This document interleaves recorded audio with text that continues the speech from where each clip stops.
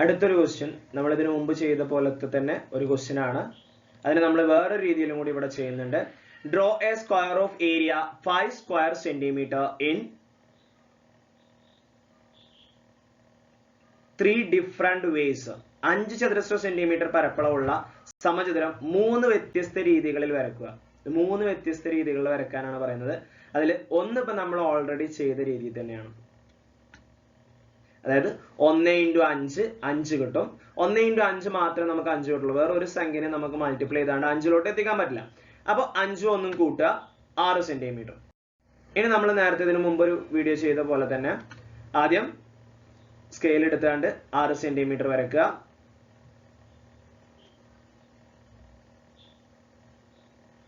Scale എടുത്തു 6 centimetre വരച്ചു.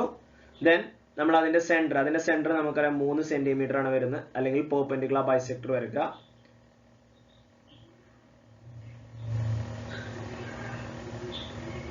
Compass എടുക്കാം നമുക്ക്. എന്നിട്ട് എങ്ങനെയാ പെർപെൻഡിക്കുലർ ബൈസെക്ടർ വരക്കുന്നത്? പകുതിയിൽ കൂടുതൽ എടുത്തിട്ട് രണ്ട് സൈഡിലും താഴെ മേലെയും നമ്മൾ എന്ത് ചെയ്യണം? ആർക്കുകൾ അഥവാ ചാപങ്ങൾ വരക്കണം അല്ലെ? പകുതിയിൽ കൂടുതൽ എടുത്തു. ഇനി നമുക്ക് താഴെ മേലെ എന്ത് ചെയ്യാം? ചാപങ്ങൾ വരക്കാം.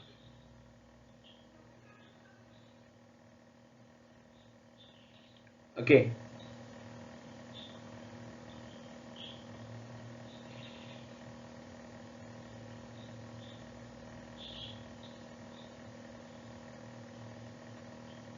ഇനി ഇപ്പുറത്തെ സൈഡിൽ വെച്ചിട്ട് അവിടെ നമുക്ക് എന്ത് ചെയ്യാം? ചാപങ്ങൾ വരക്കാം. ഓക്കെ,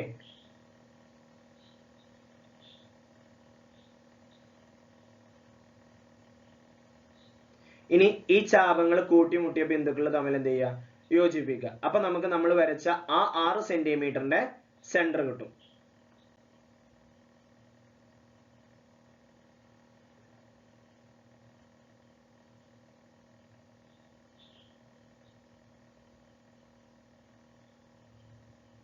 ഇങ്ങനെയാണ് നമ്മൾ പെർപെൻഡിക്കുലർ ബൈസെക്ടർ അല്ലെങ്കിൽ ലംബ സമഭാജി വരക്കുക കേട്ടോ. സെന്റർ കിട്ടിയല്ലോ. ഇനി ആ സെന്ററിൽ കോമ്പസ് വെച്ചിട്ട് ഏതെങ്കിലും ഒരു ഭാഗത്തേക്കുള്ള നീളം അളന്നിട്ട് നമുക്ക് സെമി സർക്കിൾ വരക്കാം അഥവാ അർദ്ധവൃത്തം വരക്കാം.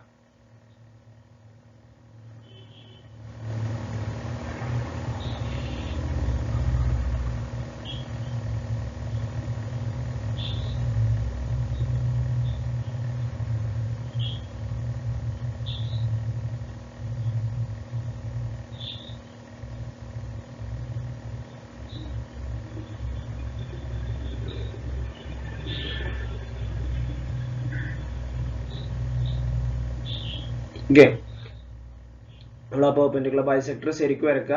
ചെറിയൊരു ഇത് വന്നിട്ടുണ്ട്. ഓക്കെ, അപ്പൊ നമ്മൾ വരച്ചു, സെമി സർക്കിൾ വരച്ചു. ഇനി അടുത്ത പരിപാടി എന്താ? എങ്ങനെ മുറിക്കണം? 1/5 അല്ലെങ്കിൽ 5/1 എന്ന് പറഞ്ഞ് അതിനെ നമ്മൾ എന്ത് ചെയ്യണം?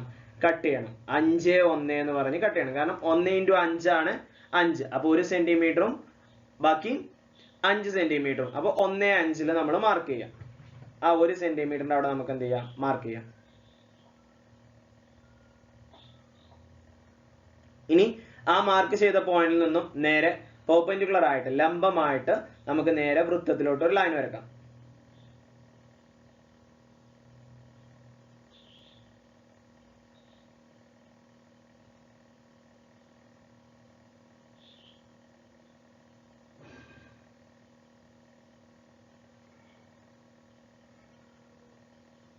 അപ്പോ ഇതാണ് നമ്മളുടെ റൂട്ട് 5 വരുന്നത്. നമ്മൾ നേരത്തെ പറഞ്ഞിരുന്നു 5 സെന്റിമീറ്റർ ഏരിയ വരുമ്പോൾ റൂട്ട് 5 റൂട്ട് 5 ലെങ്ത് ഉള്ള ഒരു സൈഡ് വരച്ചിട്ട് അതിനെ വശാക്കിയിട്ട് സ്ക്വയർ വരക്കാനാണ്.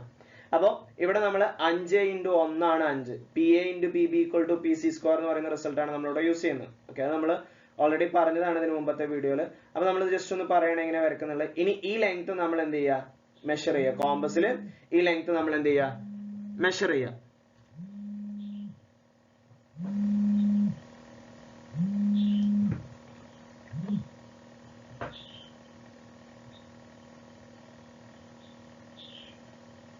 ഓക്കെ, എന്നിട്ട് നമ്മൾ എന്ത് ചെയ്യുക? ഇപ്പുറത്തോട്ടൊരു ആർക്ക് വരക്കുക, ചാപം. ഇനി ആ 6 സെന്റിമീറ്റർ നമ്മൾ താഴെ വരച്ച 6 സെന്റിമീറ്റർ നമ്മൾ നേരത്തെ ചെയ്ത പോലെ തന്നെ ഈ ആർക്കിലോട്ട് മുട്ടിക്കുക.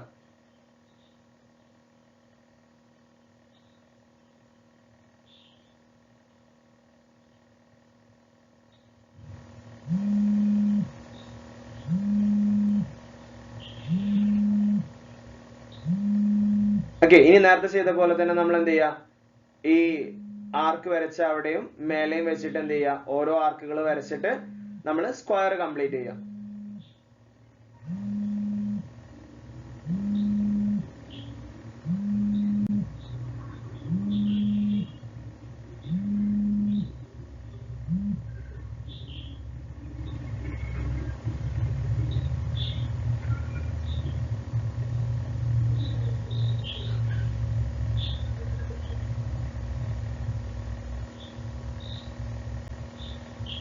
ഓക്കെ, അപ്പോ 5 സെന്റിമീറ്റർ വരുന്ന നമ്മൾ ചെയ്തു. ഇതിനു മുമ്പ് നമ്മളൊരു 15 സെന്റിമീറ്റർ വരുന്നോ നമ്മൾ കഴിഞ്ഞ വീഡിയോയിൽ നമ്മൾ ചെയ്താണ്. അപ്പോൾ എങ്ങനെയാണ് ഒരു ഏരിയ തന്നു കഴിഞ്ഞാൽ സ്ക്വയർ വരയ്ക്കുക എന്നുള്ളൊരു കൺസെപ്റ്റ് നമുക്ക് കിട്ടിയല്ലോ. ഇനി നമ്മളുടെ ഇവിടെ ക്വസ്റ്റ്യനിൽ പറഞ്ഞ 3 വ്യത്യസ്ത രീതിയിൽ വരയ്ക്കുക എന്നുള്ളതാണ്. ഒരു രീതിയും കൂടി നമുക്കൊന്ന് നോക്കാം. അതിന് use Pythagoras theorem or recall Pythagoras theorem കൂടി ബ്രാക്കറ്റിൽ കൊടുത്തിരുന്നു. അപ്പൊ പൈതഗോറസ് തിയറം വെച്ചിട്ടാണ് വരയ്ക്കേണ്ടത് എന്നുള്ള കാര്യം നമുക്ക് അവിടെ നിന്ന് എന്തായിട്ടുണ്ട്, ഐഡിയ കിട്ടിയിട്ടുണ്ട്. അപ്പൊ അതെങ്ങനെയെന്നുള്ളതും കൂടി നമുക്കൊന്ന് നോക്കാം. ഏരിയ എത്ര വരണം? 5 വരണം. അപ്പോ നമുക്കൊരു കാര്യം ചെയ്യാം. ഏരിയ എന്ന് പറഞ്ഞാൽ s ഇൻറ്റു എസ് അഥവാ 5 ആണ്. അതായത് √5 ഇൻറ്റു √5 5. ദെൻ വൺ സൈഡ് √5 വരണം. ഒരു സൈഡ് എന്ത് വരണം? √5 വരണം. അതാണ് നമ്മുടെ കണ്ടീഷൻ. ഇനി പൈതഗോറസ് തിയറം ഫസ്റ്റത്തെ കണ്ടീഷൻ, ഫസ്റ്റത്തെ രീതി നമ്മൾ വരച്ചു. ഇനി 3 വ്യത്യസ്ത രീതിയിലാണ് പറഞ്ഞത്. രണ്ടാമത്തെ രീതിയാണ് ഇനി പറയാൻ പോകുന്നത്. അതിന് നമ്മൾ ചെയ്യേണ്ടത് 1 മുതലുള്ള സ്ക്വയറുകൾ എങ്ങനെ എഴുതുക. 1ന്റെ സ്ക്വയർ 1 ആണ്, 2ന്റെ സ്ക്വയർ 4 ആണ്, 3ന്റെ സ്ക്വയർ 9 ആണ്. ഇനി ഇതിലേതെങ്കിലും ഇപ്പൊ ഇവിടെ 4 ഞാൻ കണ്ടപ്പോ രണ്ട് രീതിയും കൂടി നമുക്ക് പറയാണ്ട്. 4ന്ന് നമ്മൾ 1 കുറച്ചപ്പോ എനിക്ക് 5 കിട്ടിയിട്ടില്ല. കിട്ടിയോ? ഇല്ല. 4ക്ക് 1 കൂട്ടുമ്പോ 5 കിട്ടും, അത് നമുക്ക് പിന്നീട് പറയാം. പക്ഷെ 9ന്ന് 4 കുറച്ചപ്പോ എനിക്ക് എന്ത് കിട്ടി? 5 കിട്ടി അല്ലെ? 9ന്ന് 4 കുറച്ചപ്പോ എനിക്ക് എന്ത് കിട്ടി? 9 - 4 എന്ത് കിട്ടി? 5 കിട്ടി. അപ്പൊ 9 എന്ന് പറയുന്നത് 3ന്റെ സ്ക്വയർ ആണ്, 4 എന്ന് പറയുന്നത് 2ന്റെ സ്ക്വയർ ആണ്, 5 എന്ന് പറഞ്ഞാൽ √5ന്റെ സ്ക്വയർ ആണ്. √5 ഇൻറ്റു √5 ആണ് എന്ത്? 5. എല്ലാത്തിന്റെ റൂട്ട് കാണാം. 9ന്റെ റൂട്ട് 3, അപ്പൊ 3ന്റെ സ്ക്വയർ. 4ന്റെ റൂട്ട് 2, അപ്പൊ 2ന്റെ സ്ക്വയർ. 5ന് റൂട്ട് ഇല്ല, അപ്പൊ √5, അപ്പൊ √5ന്റെ സ്ക്വയർ. ഇതാണ് നമ്മളുടെ പൈതഗോറസ് തിയറം. പൈതഗോറസ് തിയറം എഴുതുമ്പോൾ നിങ്ങൾ എപ്പോഴും ഒരു കാര്യം ശ്രദ്ധിക്കണം. പൈതഗോറസ് തിയറം എന്ന് പറയുന്നത് a² + b² എന്താണ്?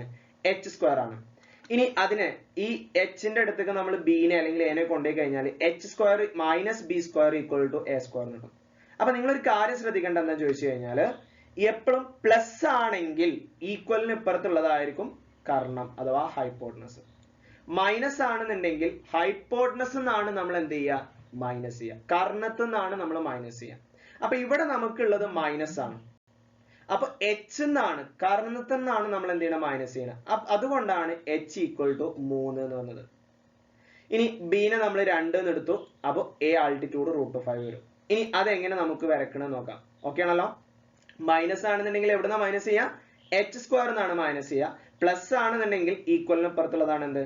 മൈനസ്. ഇനി അത് വരക്കുന്നത് എങ്ങനെയാന്നുള്ളത് നമുക്ക് നോക്കാം.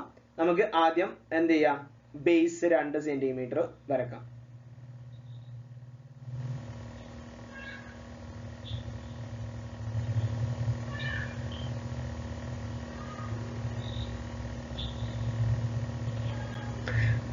ഓക്കെ, നമ്മളുടെ ബേസ് 2 സെന്റിമീറ്റർ നമ്മൾ വരച്ചു. ഇനി നമുക്ക് വരക്കേണ്ടത് ഹൈപ്പോട്ടനസ് ആണ്. പക്ഷെ ഹൈപ്പോട്ടനസ് നമ്മൾ ഇവിടുന്ന് വരച്ചു കഴിഞ്ഞാൽ കറക്റ്റ് നമുക്ക് ഇവിടുന്ന് 90 ഡിഗ്രിയിൽ ഹൈപ്പോട്ടനസിന്റെ നീളം കിട്ടില്ല. അപ്പൊ അടുത്ത സ്റ്റെപ്പിൽ നിങ്ങൾ എന്താ ചെയ്യേണ്ടത് വെച്ചാൽ, ഹൈപ്പോട്ടനസ് വരക്കുന്നതിന് മുമ്പ് ഇവിടെ ഒരു ഹൈറ്റ് വരച്ചിടുക. കുറച്ച് നീളത്തിലൊരു ഹൈറ്റ് വരച്ചിടുക. നമുക്ക് വരക്കാം ഹൈറ്റ്. √5 ആണ് വരേണ്ടത്. പക്ഷെ നമുക്ക് √5 സ്കെയിൽ എടുക്കാൻ കഴിയില്ലല്ലോ. അപ്പൊ ജസ്റ്റ് ഒരു നീളത്തിൽ വരച്ചിട്ടു.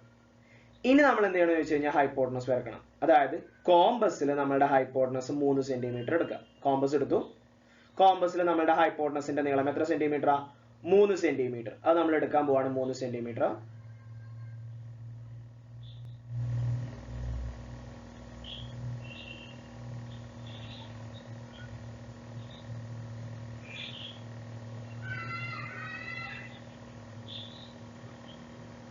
ഓക്കെ, 3ന്റെ അവിടെ നമ്മൾ നീഡിൽ ഫിക്സ് ചെയ്തു. ഇനി 0 കൊണ്ടുപോയി 3 സെന്റിമീറ്റർ. ഓക്കെ, കറക്റ്റ് 3 സെന്റിമീറ്റർ എടുത്തു. ഇനി ആ സൈഡിൽ വെച്ചിട്ട് നമ്മൾ നേരെ എന്ത് ചെയ്യണം? നമ്മൾ വരച്ച പെർപെൻഡിക്കുലർ ഉണ്ടല്ലോ, അതിനങ്ങോട്ട് കട്ട് ചെയ്യാം.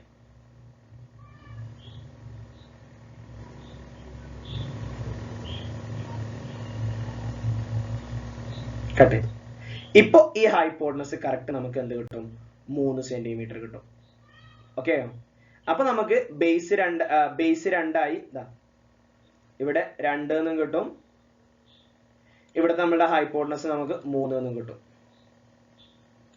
ഹൈപ്പോട്ടനസ് 3ഉം ബേസ് 2 ആണെന്നുണ്ടെങ്കിൽ ഓട്ടോമാറ്റിക്കലി ഇവിടെ എന്താവും? √5 ആവും. കാരണം hypotenuse square minus base square equal to ആണ് ആൾട്ടിറ്റ്യൂഡ് സ്ക്വയർ. അപ്പൊ 3ന്റെ സ്ക്വയർ മൈനസ് 2ന്റെ സ്ക്വയർ ഈക്വൽ ടു എന്താണ്? √5ന്റെ സ്ക്വയർ. അപ്പൊ ഇതാണ് നമ്മളുടെ എന്ത്? √5. ഇനി ഈ √5 കോമ്പസിൽ എടുത്തിട്ട് എന്ത് ചെയ്താൽ മതി? നമ്മൾ ഈ ഭാഗത്തേക്ക് സ്ക്വയർ വരച്ചാൽ മതി. നമുക്കൊന്ന് വരച്ച് കാണിച്ചു തരാം. ഓക്കെ, കോമ്പസ് എടുക്കാൻ നമുക്ക് ഓക്കെ, ഓട്ടോമാറ്റിക്കലി ഇവിടെ √5 ആയി കേട്ടോ. നമ്മൾ നമ്മളിവിടെ എഴുതി വെച്ചിട്ടുണ്ട് h3 ആണ്, b2 ആണ്. അപ്പൊ ആൾട്ടിറ്റ്യൂഡ് ഓട്ടോമാറ്റിക്കലി എന്തായി? √5 ആയി. അപ്പൊ ഈ ലെങ്ത് ഓട്ടോമാറ്റിക്കലി എന്തായി? √5 ആയി.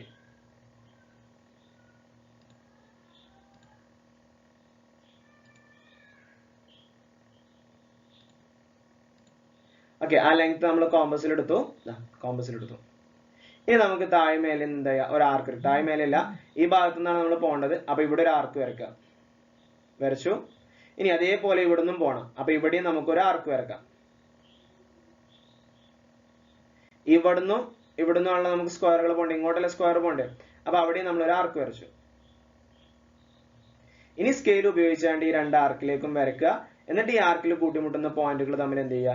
യോജിപ്പിക്കുക. അപ്പൊ നമുക്ക് നമ്മളുടെ സ്ക്വയർ കിട്ടും. ഇതാണ് നമ്മളുടെ രണ്ടാമത്തെ രീതി. ഓക്കെ,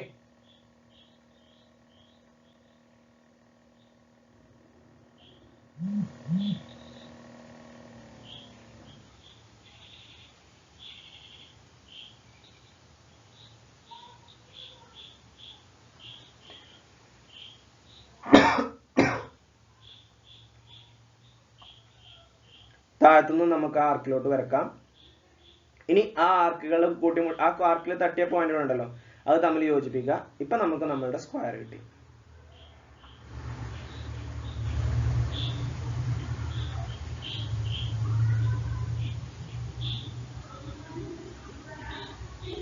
കണ്ടോ, ഇതാണ് നമ്മളുടെ സ്ക്വയർ. ഇതാണ് നമ്മളുടെ രണ്ടാമത്തെ രീതി. നമുക്ക് ആ ജസ്റ്റ് ഒന്ന് ഷെയ്ഡ് ചെയ്തിടാം.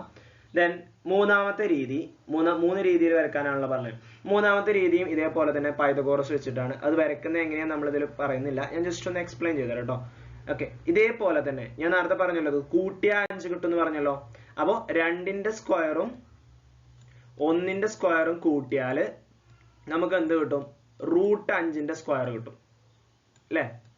√5ന്റെ സ്ക്വയർ, അതായത് 2ന്റെ സ്ക്വയർ 4 ആണ്, 1ന്റെ സ്ക്വയർ 1 ആണ്. അപ്പൊ 4 + 1 5 കിട്ടും. അപ്പൊ കൂട്ടുമ്പോ ഞാൻ പറഞ്ഞു ഈക്വലിന് ഇപ്പുറത്തുള്ളതാണ് എന്ത്? ഹൈപ്പോട്ടനസ്. അപ്പൊ ഇവിടുത്തെ ഹൈപ്പോട്ടനസ് എന്താണ്? h ആണ്. ഒന്നിനെ ആൾട്ടിറ്റ്യൂഡ് ആക്കിയിട്ട് എടുക്കാം, ഒന്നിനെ ബേസ് ആക്കിയിട്ട് എടുക്കാം. നമുക്ക് ഏറ്റവും വലിയ ലെങ്തിന് എന്ത് ചെയ്യാം? ബേസ് ആക്കിയിട്ട് എടുക്കാം. എന്നിട്ട് ഒരു 2 സെന്റിമീറ്റർ ഇവിടെ വരക്കുക, ഒരു 1 സെന്റിമീറ്റർ ആൾട്ടിറ്റ്യൂഡും വരക്കുക. എന്നിട്ട് ഇതിനെങ്ങനെ യോജിപ്പിക്കുക. അപ്പൊ ഇവിടെ 2, ഇവിടെ 1, ഇവിടെ √5. ഇനി ഈ √5 കോമ്പസിൽ എടുത്തിട്ട് ഇവിടെ ഒരു ആർക്ക് വരക്കുക, ഇവിടെ ഒരു ആർക്ക് വരക്കുക. ഇവിടെ നിന്ന് ഇങ്ങനെ നേരെ ഇങ്ങോട്ട്, ഇവിടെ നിന്ന് ഇങ്ങനെ നേരെ ഇങ്ങോട്ട്. എന്നിട്ട് ഇത് രണ്ടും ഇങ്ങനെ യോജിപ്പിക്കുക. ഓക്കെ, അപ്പൊ ഇവിടെ കിട്ടും. അപ്പൊ 3 രീതിയായില്ലേ? ഓക്കെ.